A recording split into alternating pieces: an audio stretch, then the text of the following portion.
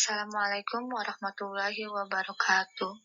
Yang terhormat, Bapak Muhammad Mizan Syaroni, MAG, selaku dosen pengampu mata kuliah Ulumul Quran dan rekan-rekan yang berbahagia.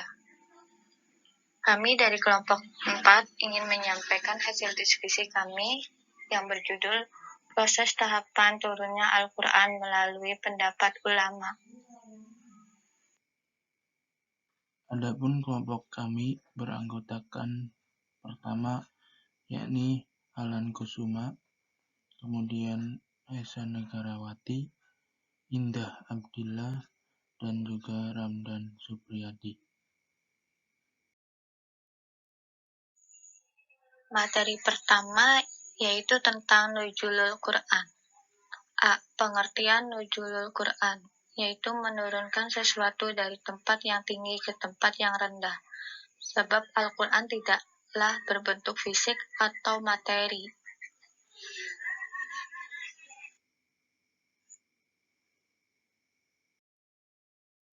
Yang B. Proses turunnya Al-Quran. Menurut beberapa para ulama, yaitu 1. Pendapat Ibnu Abbas dan sejumlah ulama ialah turunnya Al-Quran secara sekaligus ke Baitul Izzah di langit dunia pada Laila Al-Qadar. Kemudian setelah itu ia diturunkan selama 20 tahun. Nomor 2, pendapat yang disandarkan pada Al-Sabil bahwa permulaan turunnya Al-Quran dimulai pada Lailah Al-Qadar di bulan Ramadan.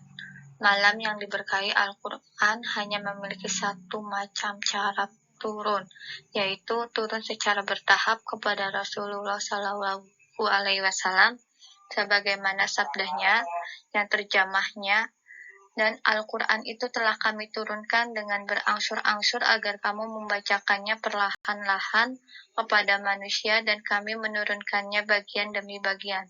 Quran Surat Al-Isra ayat 106. Baik, nama saya Ramdan Supriyadi. Materi selanjutnya yakni nomor 3. Pendapat yang menyebutkan bahwa Al-Quran diturunkan di langit dunia pada 20 malam kemuliaan atau Lailatul Qadar, yang setiap malam kemuliaan tersebut ada yang ditentukan oleh Allah untuk diturunkan setiap tahunnya, dan jumlah untuk 1 tahun penuh itu kemudian diturunkan secara berangsur-angsur kepada Rasulullah Shallallahu Alaihi Wasallam. Selanjutnya nomor 4.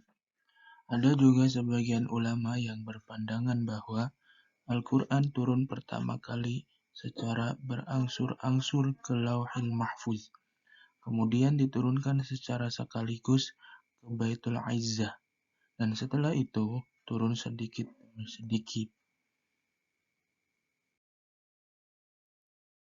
Indah Abdillah yang akan menyampaikan materi ketiga dari slide 7 sampai dengan 9, yaitu dapat kita lihat perbedaannya dalam tabel perbandingan berikut. Nomor 1, turun ke Lauh Al-Mahfuz sekaligus, turun ke Bait Al-Izzah sekaligus, turun ke Nabi Muhammad SAW melalui perantara malaikat Jibril alaihissalam berangsur-angsur. Keterangan pendapat nomor 1 ini yang paling masyhur dan banyak diperangi oleh para ulama.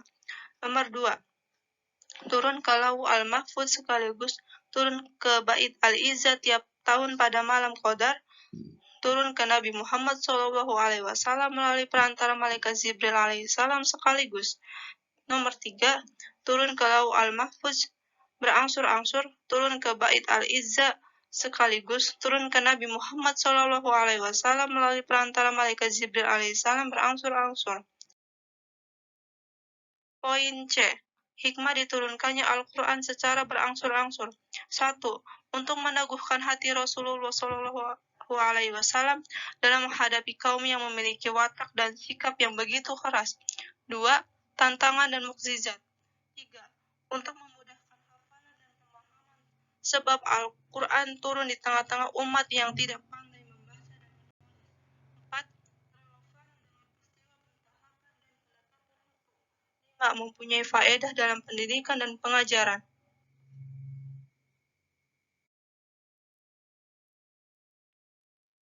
Poin 2. Asbabun nuzul. Pengertian asbabun nuzul. Asbabun nuzul secara literal bermakna sebab turunnya satu atau beberapa ayat Al-Quran. Sebab turunnya suatu ayat ada kalanya berbentuk sebagai berikut. 1. Sikap permusuhan. 2. Terjadinya kekeliruan akibat perbuatan suatu dosa. 3. Pertanyaan tentang suatu peristiwa yang terjadi pada masa lampau, yang sedang terjadi, dan yang akan datang.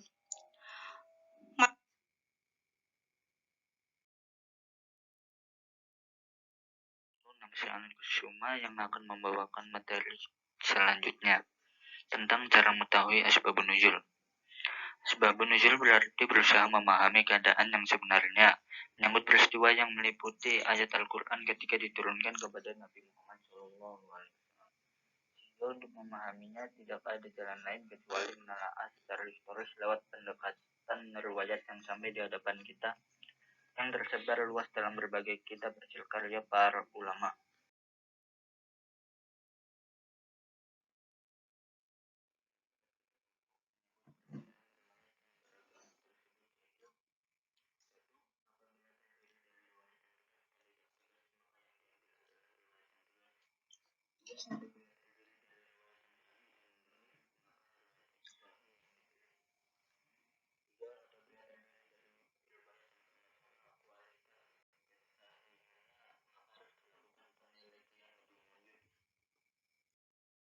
Manfaat mengetahui asbabun nuzul.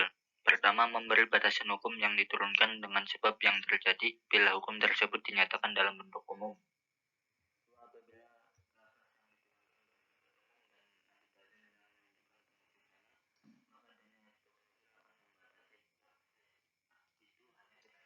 Yang selain bentuk sebab.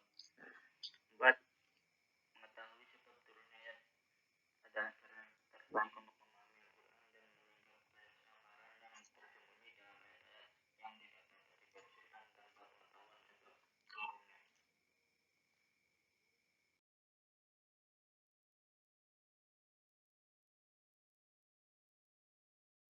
Syukron katsiran.